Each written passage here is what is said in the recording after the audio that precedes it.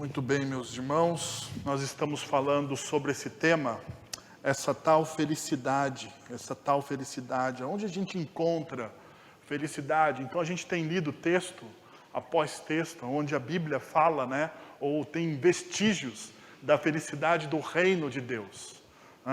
Nos últimos domingos eu queria começar relembrando, porque, como diz um amigo meu, o importante é repetir às vezes as coisas para a gente poder afixar no coração. Então, primeiro domingo, o que a gente estudou no primeiro domingo? No primeiro domingo, na primeira mensagem, tentamos definir a verdadeira felicidade não como algo circunstancial.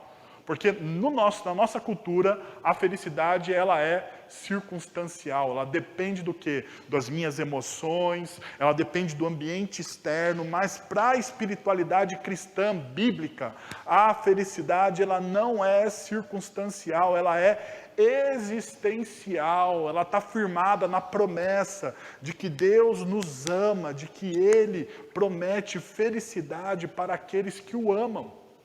Então a felicidade ela não é circunstancial a partir da espiritualidade cristã, mas ela é existencial, ela está acima das circunstâncias. Daí no segundo domingo, a gente olhou e a gente percebeu que existe uma promessa. Em Tiago, capítulo 1, versículo 25, a gente viu aquela promessa, será bem-aventurado, será feliz no que realizar. Então a gente olhou o texto de Tiago a partir do versículo 25 e aquilo que está em torno desse versículo de promessas de felicidade. Nós vimos algumas lições como ouçam corretamente, cultive um coração manso, saia da inércia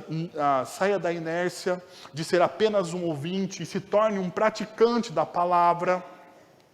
E a verdadeira devoção a Deus é acolher as pessoas e amá-las. Então a gente percebeu essas realidades de que a felicidade do reino de Deus, na verdade, é você promover felicidade para o próximo. No terceiro domingo, que foi domingo passado, a gente então olhou o texto de Mateus capítulo 16 e a confissão de fé dos apóstolos, Tu és o Cristo, o Filho do Deus vivo. E nós vimos uma felicidade sustentável por essa confissão de fé. A confissão de que Jesus Cristo, que Jesus é o Cristo, o Filho do Deus vivo, ela tem desdobramentos e cria em nós uma felicidade sustentável a despeito das circunstâncias. Bom, hoje eu quero continuar trabalhando com você sobre esse tema felicidade. E eu queria falar um pouco sobre felicidade versus reconhecimento e visibilidade. Porque todo mundo é um pouquinho mais feliz quando é reconhecido, não é? Todo mundo é um pouquinho mais feliz quando se torna visível para as pessoas. Não é? Quando você é reconhecido, quando alguém fala de algo que você faz, você fala, poxa, eu estou fazendo diferença.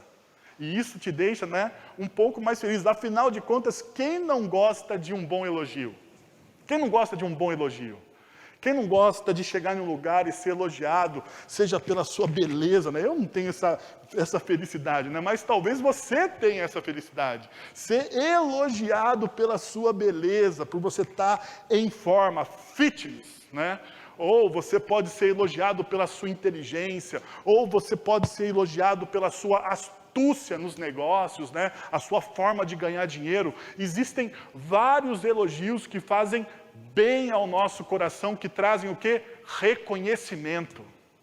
Ser reconhecido é algo fantástico, ainda mais a nossa cultura, Essa cultura que promove o reconhecimento em cima do reconhecimento através das redes sociais.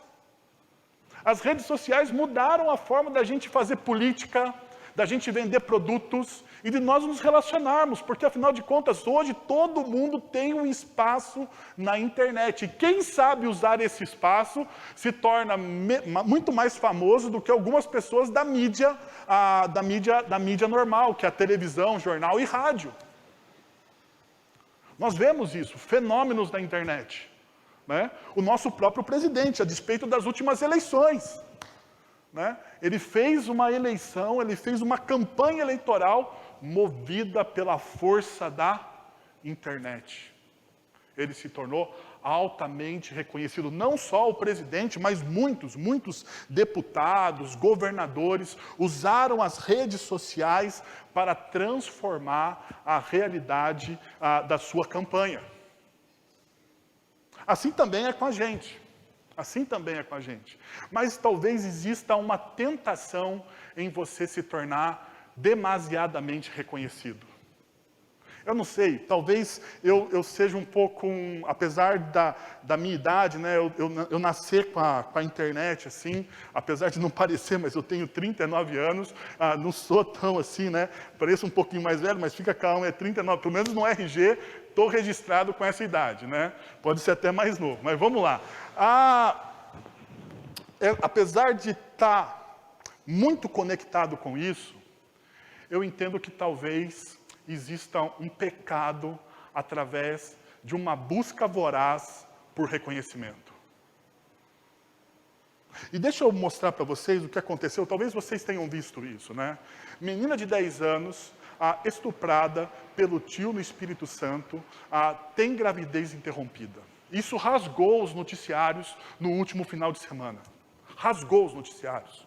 Virou a top 10 em todas as redes sociais. Todo mundo falava dessa menina. Mas a gente precisa lembrar que existem outros milhares de crianças que são também violentadas no nosso país mensalmente, semanalmente, e muitas vezes fica no obscuro. Mas o que aconteceu de diferente com essa menina? Essa menina teve os seus dados vazados por uma ativista social e um grupo de religiosos foi à frente do hospital onde ela estava internada e fizeram uma manifestação. E eu fiquei pensando o seguinte. Pessoas de direita e de esquerda, uma mídia oportunista, usaram essa menina. Seja o movimento que for, não importa, usaram essa menina. O pior de tudo, não foi os oportunistas de plantão usarem a desgraça que aconteceu com essa menina. O pior de tudo para mim, é um grupo de evangélico que deveria ser a mão e a voz de Deus na vida dessa menina, usarem isso para promoção dos seus ideais religiosos. Eu não estou falando que essas pessoas não deveriam pregar o evangelho, eu não estou falando que as pessoas deveriam fazer absolutamente nada. Eu estou falando que, em primeiro lugar, essas pessoas deveriam estender a mão à família daquela menina e dizer para a família daquela menina e para aquela menina que Deus se importa com ela. E a igreja, as pessoas que são chamadas, são chamadas de discípulos de Jesus, são as primeiras a chegarem em momentos de desgraça, porque não existe desgraça maior do que um inocente ser violentado. Não existe desgraça maior do que um inocente ser violentado, do que aquele que não tem voz, porque a justiça errou em interromper uma gravidez de 22 semanas. Porque não era mais um feto, era um bebê. Em todo o momento nós vimos um judiciário oportunista, fazendo da desgraça alheia uma panfletagem de ideologia. Bom, com muito temor no meu coração, mas muito temor no meu coração, eu lembrei o texto de Mateus, capítulo 4, versículo 8. Mateus, capítulo 4, ele conta a tentação de Jesus. E no versículo 8, é a última tentação que Jesus sofre de Satanás, o inimigo das nossas almas.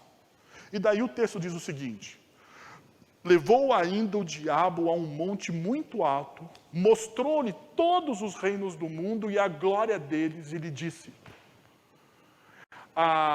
tudo isso te darei se prostrares e me adorares.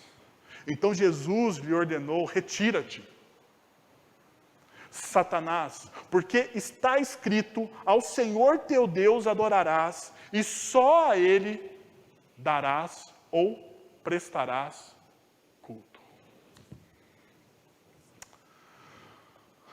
A igreja cristã, os discípulos de Jesus, não prestam culto, adoração a personalidades. A igreja cristã, os discípulos de Jesus, eles não são chamados a ter visibilidade e relevância.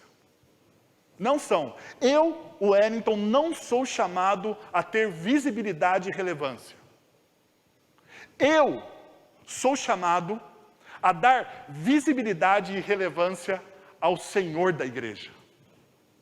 A igreja de Jesus, os discípulos de Jesus, eles são chamados a não idolatrar personalidades políticas ou personalidades gospel, seja lá o que for.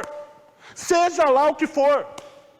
A igreja de Jesus é chamada a dar visibilidade ao Senhor da igreja, a mostrar a relevância das Sagradas Escrituras.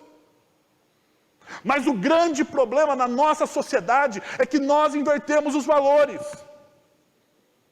Ao invés de nós falarmos do poder que existe nas Sagradas Escrituras, nós falamos da qualidade de um pregador. Ao invés de nós falarmos daquilo que as Sagradas Escrituras podem fazer para uma sociedade mais justa, nós confiamos num presidente, ou num deputado, ou num governador, seja lá quem for. A igreja cristã não é chamada para fazer palanque para ninguém. A igreja cristã é chamada para ser profética em uma sociedade corrupta. Porque é nisso que nós cremos. Mas existe um pecado da relevância. Perceba o que Satanás faz com Jesus. Se você me prostrar, eu te dou o quê? Todos os reinos da terra. Uau! Sabe o que Satanás está fazendo? Não vai para a cruz. Para você se tornar o Senhor de todas as coisas, porque se você conhece bem o Evangelho, você vai se lembrar que ao ir para a cruz, Jesus ele se torna o Senhor de todas as coisas. Ele é o Senhor de um reino cósmico, de todo o universo. Mas ele precisava ir para a cruz. O que Satanás está fazendo? Não precisa ir para a cruz. Só me prostra, só se prostra. Existe um caminho mais fácil. Sabe qual que é o pecado da igreja? A igreja muitas vezes quer o caminho mais fácil. Bom, mas deixa eu te falar uma coisa.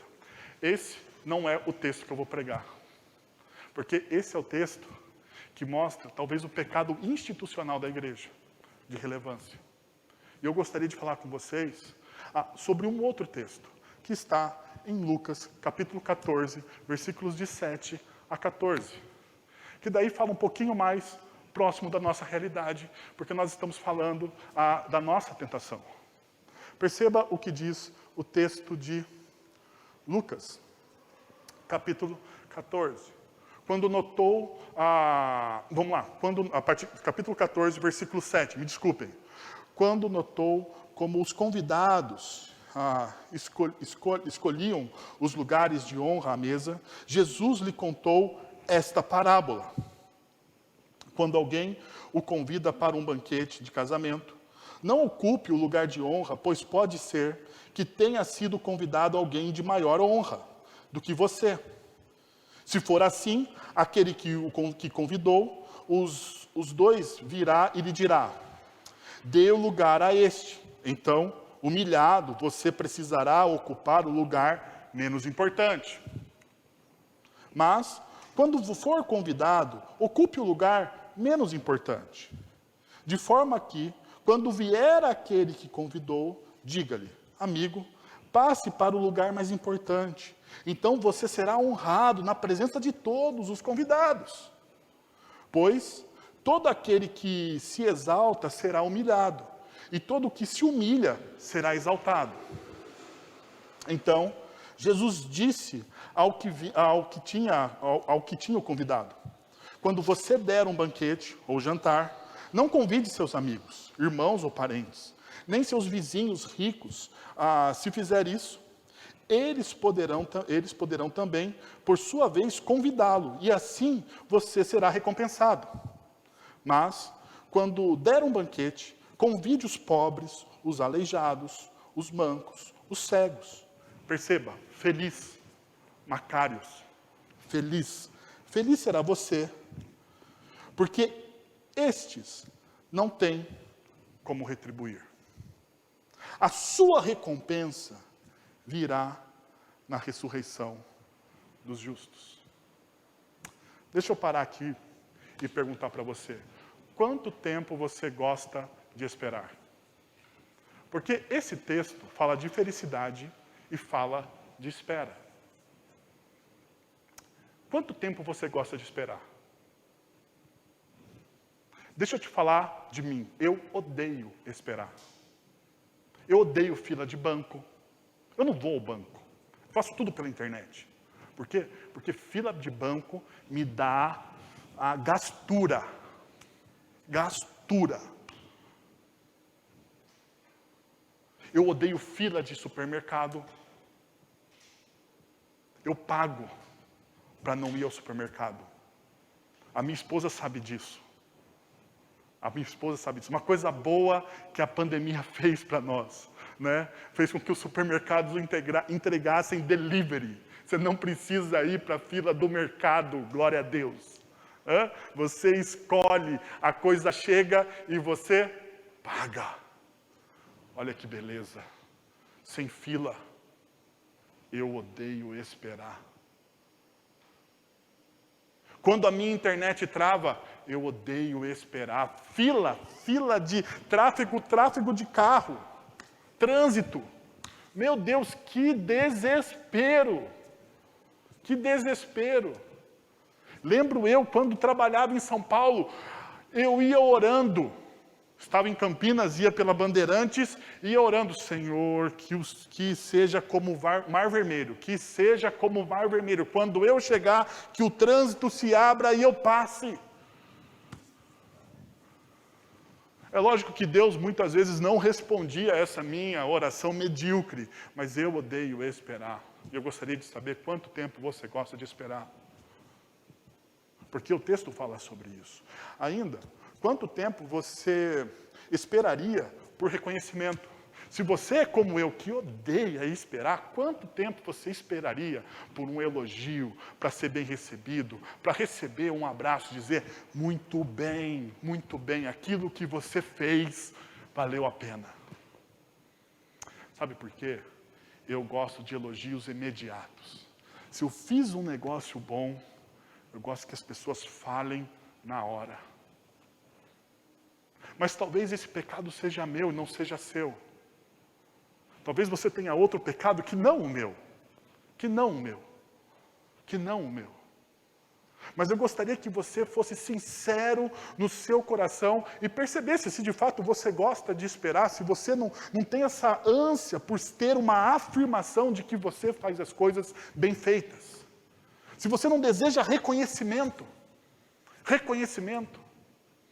E quando nós lemos o texto de Lucas, nós percebemos que algumas pessoas, alguns personagens do texto que nós lemos, gostavam demais de reconhecimento. E eu gostaria então de olhar com vocês alguns princípios que nos levam a ter uma vida um pouquinho mais feliz e nos livrar das armadilhas da idolatria, do reconhecimento e da visibilidade. Primeiro, se você andar por aí com o nariz empinado, vai acabar de cara no chão. Se você andar por aí de nariz empinado, saiba de uma coisa: você vai acabar de cara no chão. Olha o que o texto diz. Quando notou como os convidados escolhiam os lugares de honra à mesa, Jesus lhes contou uma parábola. Jesus é convidado para um banquete. Jesus é convidado para um banquete na casa de um fariseu, diz o versículo 1 do capítulo 14 de Lucas. E quando Jesus é convidado para a casa desse fariseu, ele tem alguns fatos que mais tarde nós vamos ver, mas Jesus, em alguns momentos, ele entende, ele vê isso. Ele vê aquelas pessoas buscando o quê? O lugar de honra. O lugar de honra seria mais ou menos o que nós fazemos hoje nas redes sociais. Visibilidade, reconhecimento, ser notado. Jesus, então, perceba, Jesus está percebendo o que de fato é importante para o coração das pessoas que estão naquele jantar, naquela ceia. Veja a parábola novamente comigo que Jesus contou. Então Jesus, ele chega, ele percebe isso e ele conta então uma parábola. Quando alguém o convidar para um banquete de casamento, perceba, não ocupe o lugar de honra. Ocupe o lugar menos importante. Perceba uma coisa. Intenção do coração. O fato de você buscar um lugar de honra revela o quê? Uma intenção que está no seu coração. Jesus está falando exatamente disso. Qual é a intenção que existe no seu coração? Porque nós sabemos aonde está o meu coração, ali está o meu tesouro. Aonde o meu coração se coloca, as coisas mais importantes para mim estão aonde? Aonde está o meu coração. Aonde está o meu coração? Então perceba a intenção. E o texto ainda continua dizendo. O texto de Lucas, ele mostra então para a gente o seguinte: você não pode fazer o quê? Colocar o lugar de honra. Mas se for assim, ele diz o texto, o versículo 9, se for assim, aquele que convidou os dois virá e lhe dirá, dê o lugar a este, então, humilhado, você precisará ocupar o lugar menos importante. A intenção do seu coração pode te levar o quê? A uma armadilha. A intenção do meu coração, ou seja, uma visão errada de quem eu sou. Porque se a pessoa tem a intenção de sentar nos lugares de honra, é porque ele se acha o quê? Bom o bastante. Eu mereço esse lugar. Eu mereço estar nos lugares de honra. Eu mereço estar nos lugares mais altos. Eu mereço os melhores lugares da mesa. Eu mereço, afinal de contas, eu fiz a minha vida toda por merecer isso.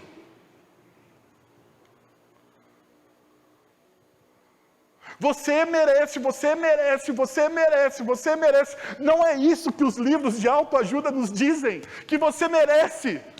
Não é isso que a cultura que nos cerca de novela, televisão, vídeos. Você merece a felicidade. Abandone tudo que te faz infeliz, porque de fato você merece a felicidade. Você merece os lugares de honra. De honra. Agora perceba uma coisa. O texto diz o seguinte: tenha uma visão exata de quem você é. Porque ele fala assim, não ocupe os lugares do quê? De honra. Mas antes ocupe o lugar menos importante. Porque quando você tem uma visão mais humilde a seu respeito, uma visão mais equilibrada a seu respeito, você pode ser convidado a sentar nos lugares de honra. Só que a nossa cultura e o nosso coração conspiram contra isso. O nosso coração adora ouvir o quê? Que eu mereço. Que eu devo a honra. A nossa cultura de meritocracia, de que se eu fiz, se eu estudei, se eu ganhei, eu mereço. Essa cultura sabota a minha humildade de coração. Agora o texto, ele me incentiva a outra coisa. Perceba que Jesus continua dizendo a mesma coisa em Lucas capítulo 11, versículo 45. Ai de vocês, fariseus, porque amam os lugares de honra nas sinagogas e as saudações do público. Ai de vocês, fariseus, que vocês amam, vocês têm o seu coração aonde? Nos lugares de honra.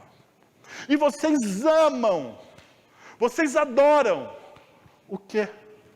As saudações do público. Uau! Parece que amar o lugar de honra e buscar saudação, aparentemente não tem pecado nenhum nisso, né? Mas tem. Perceba que o texto de Lucas, capítulo 20, Jesus repete a mesma coisa nos versículos 46 e 47. Cuidado com os mestres da lei. Perceba, ai de vocês, fariseus. Jesus olha agora no capítulo 20 e diz, cuidado com quem? Com os mestres da lei. Cuidado com os mestres da lei, da lei. Eles fazem questão de andar com roupas especiais e gostam muito de receber saudações nas praças, de ocupar os lugares mais importantes nas sinagogas e os lugares de honra nos banquetes. Lugares mais importantes nas sinagogas, lugares de honras no banquete. Eles, perceba, eles devoram as casas das viúvas e para disfarçar fazem longas orações. Esses homens serão punidos com maior rigor. Perceba, eles devoram a casa das viúvas. São mercenários. São mercenários que enganam as pessoas. Eles buscam a fragilidade das pessoas. Mercenários. Mercenários que buscam ilubriar as pessoas. Eles se disfarçam. E se disfarçam com o quê? Com longas orações. Nem tudo aquilo que a gente vê é.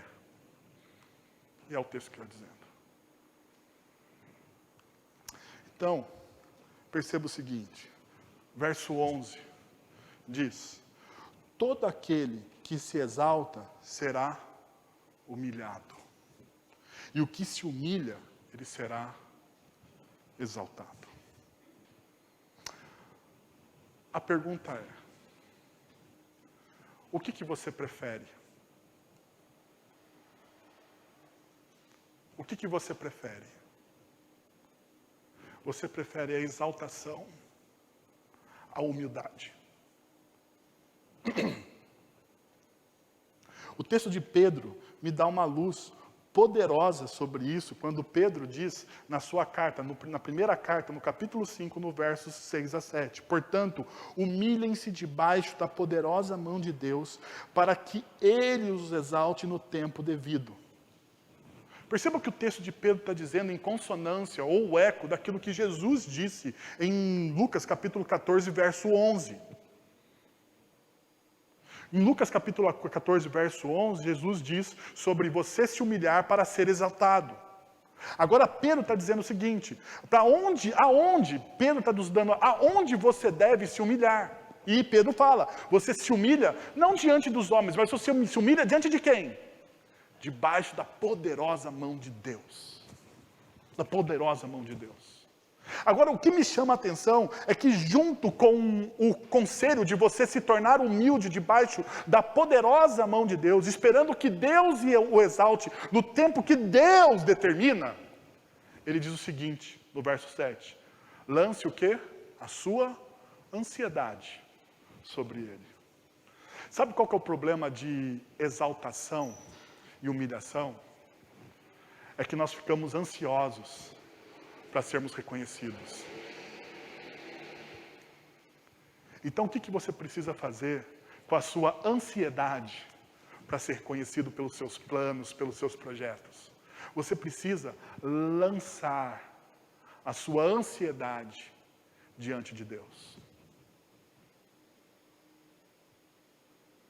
Você precisa colocar os seus planos, os seus projetos, aquilo que muitas vezes, porque planos, projetos, e desejo de ser reconhecido, causa o que no meu coração? Ansiedade. E o texto, então, está mandando o seguinte: olha, diante dos seus planos, diante dos seus projetos, diante de tudo aquilo que você busca, reconhecimento, para com isso. E lance isso diante de Deus. Lance isso diante da presença de Deus. Coloque isso diante dele, para que ele, no tempo dele, perceba o que o texto diz, no tempo dele. Não no seu tempo, porque a gente lança diante de Deus e o problema é que a gente quer recorrer ao quê? Ao nosso tempo. Não é? Daí a gente fica muito mais ansioso, porque a gente acha que o nosso tempo é melhor que o tempo de Deus. Mas o texto bíblico faz um exercício de fé. Humilhe-se. Não ande por aí com o nariz empinado. Humilhe-se. Humilhe-se diante de Deus. Abaixa a sua bola. Tenha uma visão equilibrada de você. Senão você vai dar com a cara no chão. Primeiro. Segundo, o texto nos diz o seguinte: seja simplesmente você mesmo. Só assim você se torna mais do que você é. Seja simplesmente você mesmo e só assim você se torna mais do que você é. Deixa eu só dar um parênteses aqui. Eu quero dizer o seguinte, que seja assim simplesmente você mesmo em Cristo Jesus. Tá? Não é seja assim simplesmente você mesmo na sua carne, nos seus desejos. Não é isso. Eu estou dizendo, seja simplesmente você mesmo em Cristo Jesus. Perceba que o texto anterior do texto que nós lemos, ou seja, os versículos de 1 a 5, diz sobre isso. Olha só. Certo sábado, entrando Jesus para comer na casa de um fariseu importante, perceba, entrando Jesus para comer na casa de um fariseu o quê? Importante. Altamente reconhecido. Vamos lembrar que o texto aqui é o texto de Lucas. E Lucas, como a própria Bíblia nos ensina, ele era o quê? Meticuloso nos detalhes. Então, um fariseu altamente importante. Observando-no atentamente. Quem que observava Jesus atentamente? Os fariseus. Os fariseus, em Jesus entrando, os fariseus olhavam para Jesus e observavam quem? Jesus. À frente dele estava um homem doente, com o corpo inchado.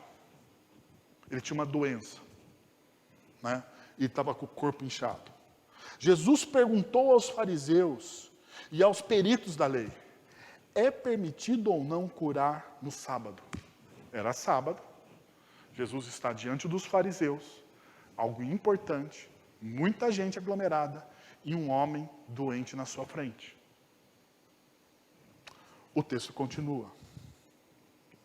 Mas eles ficaram em silêncio. E aqui perceba a armadilha dos fariseus. Eles sabiam, ou mesmo Jesus sabia, que pela lei dos fariseus, não era permitido curar-se no sábado. Portanto, eles fazem silêncio. Assim, tomando o homem pela mão, Jesus o curou e o mandou embora. Então, ele lhes perguntou: se um de vocês tiver um filho ou um boi, e este cair num poço em um dia de sábado, não irá tirá-lo imediatamente? E eles nada puderam responder. Jesus estava sendo ele mesmo. Jesus ele não se pauta pelo seu público. Jesus, ele vive pelos princípios do reino de Deus. Perceba. Jesus, ele está na casa de um importante, o texto diz, de um importante fariseu que observava o que Jesus estava fazendo. E é mais interessante porque o texto nos mostra que na casa desse importante fariseu tinha o quê? Um homem doente. Duas posições os comentaristas colocam aqui. Primeiro, uma armadilha dos fariseus. Eles plantaram um homem doente diante de Jesus para saber o que Jesus ia fazer num dia de sábado. Segunda hipótese, era um homem que fazia parte do ciclo de amigos de fariseu. Ficou doente depois de velho e fazia parte daqueles ciclos de amigos e estava ali na casa e estava doente. Ambas as hipóteses são possíveis. Porém, a gente precisa lembrar que todo fariseu e mestre da lei olhava a doença como o quê? Como um castigo divino. Como um castigo de Deus. Aquela pessoa pecou e Deus então fez o quê? Um julgamento sobre ela. Entre ambas as hipóteses, eu ficaria com uma possível armadilha dos fariseus. Mas daí, o que você faz diante de uma armadilha? Você negocia os seus valores e princípios? Você abre mão de quem você é? Ou simplesmente você é quem você é? Perceba que muitas vezes a vida nos coloca em situações como essa. A vida nos leva para momentos cruciais, onde nós devemos afirmar quem nós somos. E muitas vezes isso acontece. Você é colocado no mercado de trabalho e você precisa afirmar que você é cristão. Você está no relacionamento com o seu cônjuge, com seus filhos, e você precisa afirmar naquilo que você crê. E você não pode negociar os valores, você não pode negociar os princípios, porque se você negociar os valores, se você negociar os princípios, você está negando quem você é. E Jesus então está nesse momento. E o que ele faz? Ele simplesmente faz aquilo que ele precisa fazer. Aquele homem que estava doente, então, ele é curado. Mas antes disso, Jesus coloca os fariseus e os mestres da lei em xeque. Perguntando, é possível? Pode-se curar no sábado? Jesus tinha a resposta. Os mestres da lei tinham a resposta. Jesus tinha a resposta dele. E os mestres da lei tinham a resposta errada a respeito da lei de Deus. Mas ambos tinham uma resposta. Então Jesus, ele faz uma parábola, ou uma pequena ilustração. Ele diz, se um de vocês tiver um filho ou um boi, perceba, duas coisas importantes para judeu: família e trabalho. Família e trabalho. Porque o boi significa o quê? Trabalho. Dinheiro, propriedade. Duas coisas muito importantes para um judeu. Família, descendência e o quê? Dinheiro. Se você tiver um boi ou um filho que caia num poço, num sábado, você faz o quê? Você espera o dia de sábado terminar ou você resolve? O que aqueles fariseus responderam no coração? Provavelmente todos ali responderam, bom, se for o meu filho, ou se for o meu dinheiro, eu vou resolver essa parada. Porque afinal de contas, eu não levo prejuízo. Perceba, todos ficaram calados. Mas Jesus só faz o que faz, porque primeiro, ele conhece as Escrituras. O fato de muitas vezes nós negociarmos princípios e valores importantes é porque nós não conhecemos as Escrituras. Nós vivemos de achismos. Eu acho que... E quando você começa com a sua frase, eu acho que Deus... Eu acho que melhor você não falar nada, então. Eu acho melhor você ficar quieto, porque esse eu acho é tão nocivo para a sua fé e para o seu testemunho, que antes de você falar eu acho, você precisa ter certeza de. Eu tenho certeza que. Porque afinal de contas, quando você olha o diálogo de Jesus, você percebe que ele não acha absolutamente nada. Ele tem certeza de quem ele é e do que ele crê. O grande problema nosso é que muitas vezes nós não temos a certeza de quem nós somos e do que nós cremos. Então nós não chegamos a lugar nenhum. Absolutamente a lugar nenhum. Perceba o que Jesus faz, ou melhor, o que Paulo diz a respeito de Jesus em Filipenses capítulo 2, versos de 5 até o verso 11. Mas nós vamos ler os 5, 6 e o 7. Diz o seguinte: seja a atitude de vocês a mesma de Cristo Jesus, que, embora sendo Deus, não considerou que o ser igual a Deus era algo a que devia apegar-se, mas esvaziou-se a si mesmo, vindo a ser servo, tornando-se semelhante ao quê? Aos homens. Perceba uma coisa muito interessante. Que Jesus, embora sendo Deus, não considerou que o ser igual a Deus era algo a que devia apegar-se. Jesus, ele é quem ele deveria ser. Jesus, ele, apesar de ser Deus, e apesar dele poder se apegar àquilo que ele era como Deus, mas na economia da Trindade, ele não é o Deus o Pai, ele é Deus Filho. Ele não usurpa o quê? O lugar do Pai. Sabe qual que é o nosso grande problema? Gênesis capítulo 3. Nós queremos ser Deus. Não é isso que acontece em Gênesis capítulo 3? Nós queremos ser aquilo que nós não somos. Esse é o nosso problema. Por isso que você anda infeliz, porque você quer ser aquilo que você não é.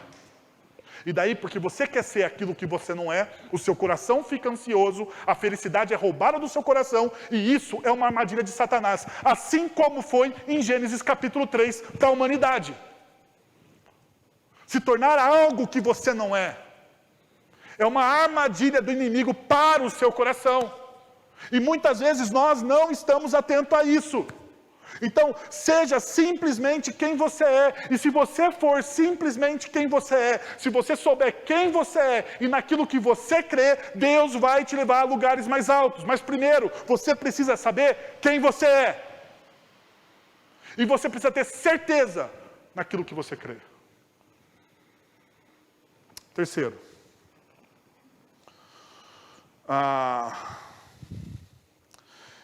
Experimente ser uma bênção para aqueles que nunca se sentem abençoados. Experimente ser uma bênção para aqueles que nunca se sentem abençoados.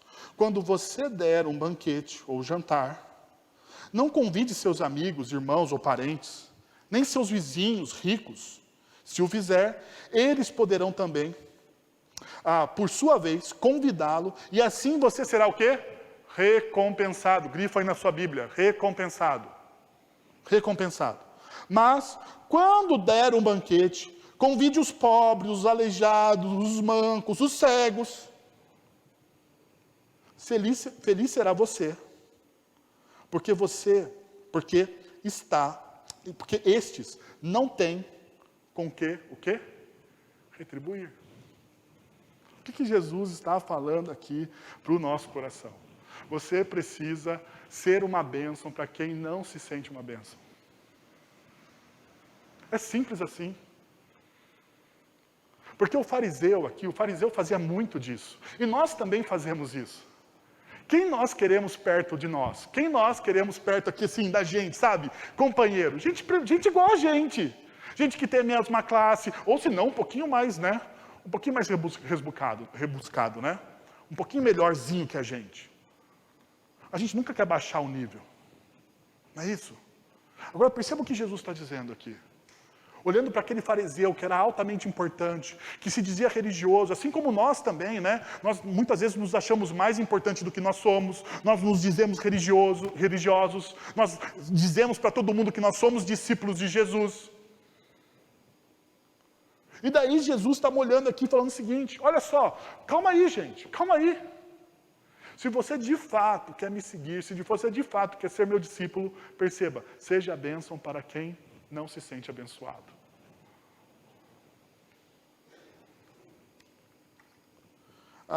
Não busque somente aqueles que podem te convidar. Mas busque principalmente, aqueles que não podem te recompensar.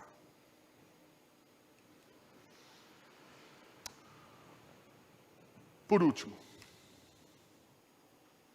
rompa com a mentalidade imediatista da nossa cultura. Lembra que eu comecei falando? Quem é imediatista? Quem quer as coisas na hora? Quem não gosta de esperar? O texto diz assim, será feliz. Tem 2 será feliz aqui. O primeiro será feliz.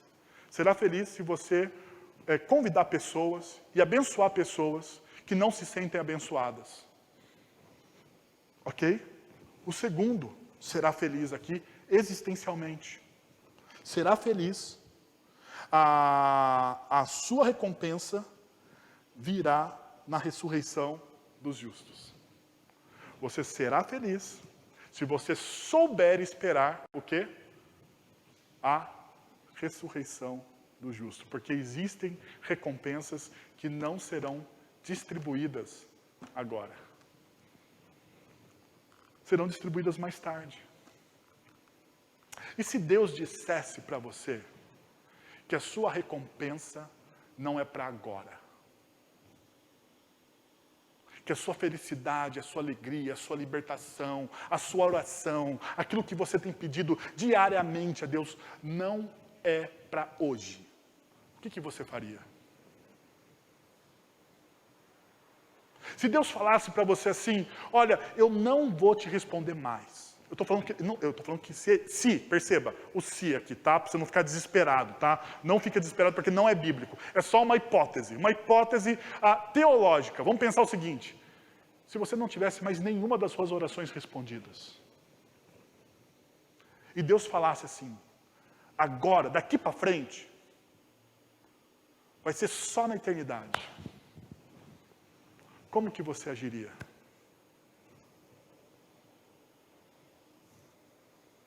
Qual seria o seu compromisso com a sua fé?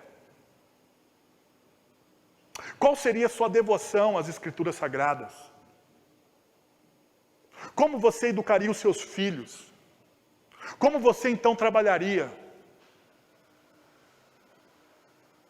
Se não fosse absolutamente nada para agora e somente para a eternidade. Qual seria então a forma de você viver? Sabe o que eu acho? Que existem 2 problemas. Primeiro, existem pessoas na fé cristã que, como eu, são altamente imediatistas. E querem ver tudo pro já, ainda, agora. Né? Pro já, ainda, agora. Mas existem pessoas também que esperam somente para a eternidade. E daí nós temos 2 problemas, porque a Bíblia nos ensina um equilíbrio. Porque a Bíblia nos ensina que existe o já, ainda, não. Ou seja, existem realidades do reino de Deus que já se manifestam nessa vida. E eu sou prova disso, porque algumas coisas que aconteceram na minha vida foram resultado de oração e de milagre do que Deus fez. Um dia eu falo sobre isso. Mas existem coisas que serão reveladas e recompensadas somente na eternidade. Então a gente precisa estar muito atento a isso. E o seu coração precisa ficar firme. Então perceba o que o texto bíblico nos diz. Mateus capítulo 4, versículo 8. Depois o diabo se levantou do monte muito alto e mostrou-lhe todos os reinos do mundo e o seu esplendor. Se Jesus fosse imediatista, o que ele faria? Se Jesus escolhesse o caminho mais fácil, o que ele faria? A grande glória de tudo isso é que Jesus ele não escolheu o imediato, mas ele esperou e confiou no caráter e na bondade de Deus. Confiar no caráter e na bondade de Deus é uma das maiores dificuldades que nós cristãos temos hoje na nossa vida. A Bíblia afirma, e nós lemos aqui o Salmo 52, o final do Salmo diz, Deus é bom. Mas diante das lutas, das incertezas, das tentações, ou dos caminhos fáceis que a vida nos proporcionam, sabe o que a gente fala? Será que de fato Deus é bom? E a gente joga um C no caráter de Deus, e isso é deslealdade do nosso coração. Porque Deus, ele se mostra fiel através da pessoa de Jesus o tempo todo nas nossas vidas. Porque Jesus, através do sacrifício dele, ele aproximou o reino de Deus de nós.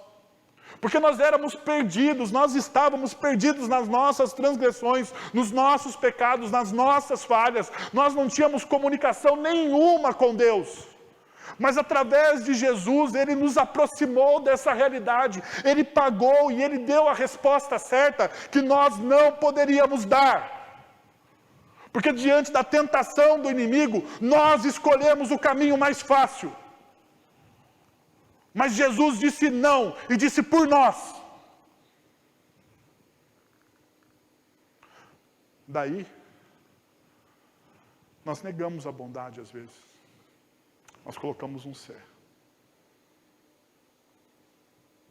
O fato é que Hebreus capítulo 6, versículo 11 diz, sem fé é impossível agradar a Deus. Mas deixa eu lembrar você uma coisa. Essa fé que agrada a Deus, só vem a você através de Cristo Jesus, que é o autor e consumador da nossa fé. Essa fé que agrada a Deus não é através do seu sacrifício, não é através da sua força, não é através da sua inteligência, das suas potencialidades e de qualquer outra virtude que venha de você. Porque essa fé que agrada a Deus só pode vir de uma pessoa, e é da pessoa de Cristo. Sem essa fé, você não consegue agradar a Deus. Sem essa fé que é doada por Cristo Jesus e nos dada e nos empoderada através do Espírito Santo de Deus, nós não conseguimos agradar a Deus. Pois quem dele se aproxima precisa crer que ele existe. E eu só creio que ele existe porque eu sei, porque eu tenho uma experiência, algo real com o meu Salvador. E perceba que ele recompensa aqueles que o buscam. Ele recompensa aqueles que o buscam. Perceba que o verbo está num presente, que é aquilo que nós chamamos no grego de presente contínuo. Ele começa agora e vai se desdobrando por toda a história. Não é nem só na eternidade, e também não é só agora. Começa agora. E essa bênção vai se desdobrando por toda a eternidade. Então gostaria de convidar você a pelo menos 3 movimentos nessa noite para você levar isso para sua casa. Lembre-se que a humildade é a plataforma do reino de Deus. A humildade é uma plataforma do reino de Deus. Bem-aventurados, felizes os humildes. Ok? Então, não tem como. É uma plataforma do reino de Deus. Segundo, hoje faça um compromisso de ser uma bênção para aqueles que não se sentem abençoados. Que tal você hoje fazer um compromisso durante a semana? Se você sabe que tem uma pessoa que você conhece e essa pessoa não se sente abençoada, você vai para ela e você vai ser a mão e a voz de Deus na vida dessa pessoa. Você que está nos assistindo, você que está aqui presente, que tal fazer essa missão? Uma pessoa, não estou pedindo 10, não tenta abraçar o mundo. Uma pessoa que você sabe que ela precisa ser abençoada por alguém, ela precisa de uma oração, ela precisa de um abraço, ela precisa, eu sei, nós estamos numa pandemia, difícil, contato social, mas se você sabe que uma pessoa precisa reconhecer a voz e a mão de Deus através de alguém, por que você não seja isso? Mas desafio, não coloca nas redes sociais. Porque o problema do crente é que faz coisa boa e coloca lá na foto, né? Não coloque nas redes sociais. Faça um exercício de humildade. Terceiro, faça escolhas que semeiem para a eternidade. Faça escolhas que você vai plantar na eternidade. Tem coisas que nós começamos a plantar aqui para semear para a eternidade. Gostaria de orar com vocês, de você escolher um desses desafios e você, ou melhor, que você escolha os três, né? E você pratique uma coisa durante essa semana. Vamos orar? Feche os seus olhos, convido você que está nos acompanhando pela internet, também para você fechar os seus olhos e você buscar a presença de Deus. Senhor, nós estamos na Tua presença e nós buscamos a Tua graça, a Tua misericórdia, ó Deus, o Teu amor em Cristo Jesus. Que essa palavra fale poderosamente ao nosso coração, Senhor. Que essa palavra crie raízes e ela realmente possa produzir frutos, ó Deus, para a honra e para a glória do Seu santo e bendito nome, Senhor. Nós colocamos isso na Tua presença, nós Te pedimos, ó Pai, que através da instrumentalidade do Espírito Santo de Deus, essa palavra seja lembrada, relembrada e seja transformadora para a nossa vida, para as nossas vidas, ó Deus. Nós precisamos de uma transformação, Senhor. Faça isso em nós e faça isso, Senhor, também através de nós, porque existem pessoas que não se sentem amadas por Ti ou abençoadas por Ti, e nós, como igreja, discípulos de Cristo Jesus, precisamos, ó Deus, estender a mão a essas pessoas. É o que nós oramos em nome de Jesus. Amém.